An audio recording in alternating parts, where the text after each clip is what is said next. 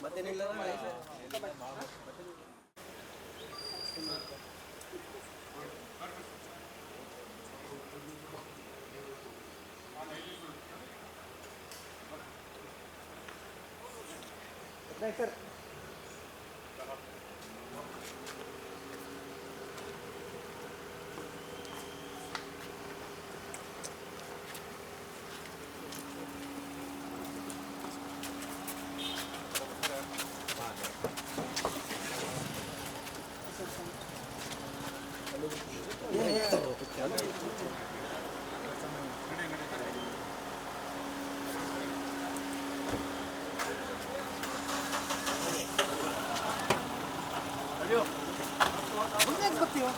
ನೀವೇನ್ರಿ ಎಲ್ಲಾರು ಗೊತ್ತಾಗ್ತಿಲ್ಲ.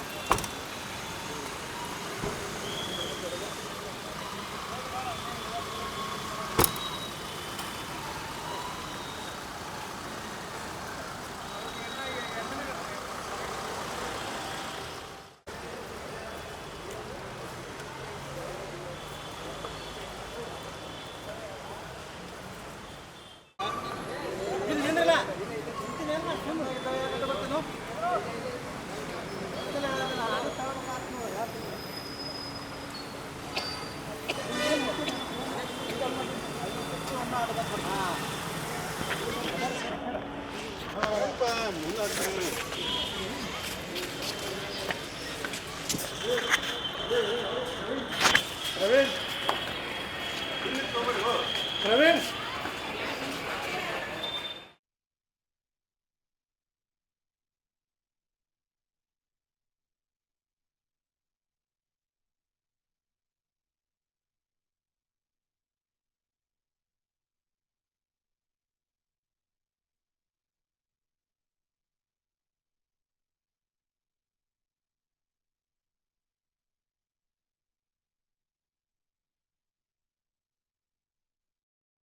ಈಗಷ್ಟೇ ನಮ್ಮ ಶಿವಾನಂದ್ ನೀಲಣ್ಣವರನ್ನು ಸೆಕೆಂಡ್ DJ ಅವ್ರ ಮುಂದೆ ನ್ಯಾಯಾಧೀಶ ಮುಂದೆ ಹಾಜರು ಮಾಡಿದರು. ಎಲ್ಲ ವಿಚಾರಗಳನ್ನ ಪ್ರಸ್ತುತಪಡಿಸಿದ ಮೇಲೆ ಅವರಿಗೆ 10 ದಿನಗಳ ಪೊಲೀಸ್ ಕಸ್ಟಡಿ ಕೊಟ್ಟಿದ್ದಾರೆ. ಯಾಕಂದರೆ ಅವರು CBI ಮುಂದೆ ಹಾಜರಾಗಬೇಕು ಮತ್ತು ಇತರೆ ಸ್ಟೇಟ್ಗಳು ಇತರ ರಾಜ್ಯಗಳಲ್ಲೂ ಕೂಡ ವ್ಯವಹಾರ ವಿಸ್ತಾರವಾಗಿದ್ದರಿಂದ ಅಲ್ಲೂ ಕೂಡ ತನಿಖೆ ಸಹಕರಿಸಬೇಕು ಅಂತ ಹೇಳಿದ್ದಾರೆ. ಅವರಿಗೆ ನಮ್ಮ ಶಿವಾನಂದ್ ನೀಲಣ್ಣವರಿಗೆ ಎಲ್ಲ ರೀತಿಯ ವೈದ್ಯಕೀಯ ಸವಲತ್ತು, ಯಾವುದೇ ರೀತಿಯ ಹ್ಯಾರಾಸ್ಮೆಂಟ್, ಯಾವುದೇ ರೀತಿಯ ಪನಿಷ್ಮೆಂಟ್ ಕೊಡಬಾರ್ದು ಅಂತ, ಅವ್ರು ಯಾವುದೇ ಟಾರ್ಚರ್ ಮಾಡಬಾರ್ದು ಅಂತ ಕ್ಲಿಯರ್ ಕಟ್ಟಾಗಿ ಅವರು ಸಾಹೇಬರು ಮಾನ್ಯ ನ್ಯಾಯಾಧೀಶರು ಕ್ಲಿಯರ್ ಕಟ್ಟಾಗಿ ಆರ್ಡ್ರ್ ಮಾಡಿದ್ದಾರೆ. 10 ದಿನಕ್ಕೆ. ನಾವು 5 ದಿನಕ್ಕೆ ಅಂತ ರಿಕ್ವೆಸ್ಟ್ ಮಾಡಿದೋ. ಅವ್ರು ಆಮೇಲೆ ಬೇರೆ ರಾಜ್ಯಗಳಿಗೂ ಹೊರ ರಾಜ್ಯಗಳು ಕೂಡ ಇದು ವಿಸ್ತರಿಸಿದೆ, ಹೊರ ರಾಜ್ಯಗಳು ಕೂಡ ಮಾಡಬೇಕು ಅಂತ ಹೇಳಿದ್ರು. ಅದಕ್ಕೋಸ್ಕರ 10 ದಿನಕ್ಕೆ ವಿಸ್ತರಣೆ ಮಾಡಿದ್ದಾರೆ.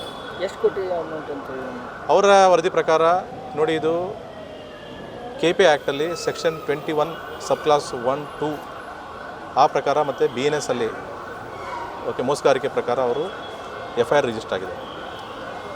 ಅವರು ಕ್ಲೈಮ್ ಮಾಡೋದು ಆಲ್ಮೋಸ್ಟ್ 34,000 ಜನಗಳಿಂದ ಠೇವಣಿ ತೊಗೊಂಡಿದ್ದಾರೆ. ಆಲ್ಮೋಸ್ಟ್ 1,000 ಕೋಟಿಗೆ ಹಣವನ್ನು ಮಿಸ್ಯೂಸ್ ಮಾಡಿದ್ದಾರೆ ಅಂತ ಹೇಳ್ತಾ ಇದ್ದಾರೆ. ಠೇವಣಿದಾರ ಹೆದರ್ಕೊಳ್ಳೋ ಅವಶ್ಯಕತೆ ಇಲ್ಲ, ಎಲ್ಲದೂ ಕೂಡ ಕಾನೂನುಬದ್ಧವಾಗಿದೆ. ತಾವು ಸೈಲೆಂಟ್ ಆಗಿರಿ, ತಾವು ಸಹಕರಿಸಿ, ನಮಗೂ ಕೂಡ ಒಳ್ಳೆಯದಾಗುತ್ತೆ. ಒಳ್ಳೆ ರೀತಿಯಲ್ಲಿ ಕಾನೂನಿನ ಚೌಕಟ್ಟಿನಲ್ಲಿ ಇದಕ್ಕೂ ಪರಿಹಾರ ಸಿಗುತ್ತೆ. ಠೇವಣಿದಾರ 34,000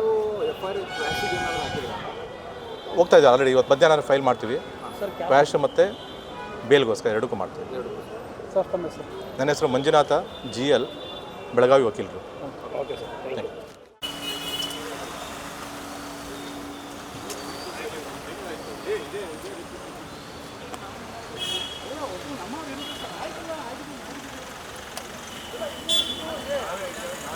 ಅವನು ಏನು ಮಾಡಿದ್ದಾನೆ, ಮಾಡಿದ್ದಾನೆ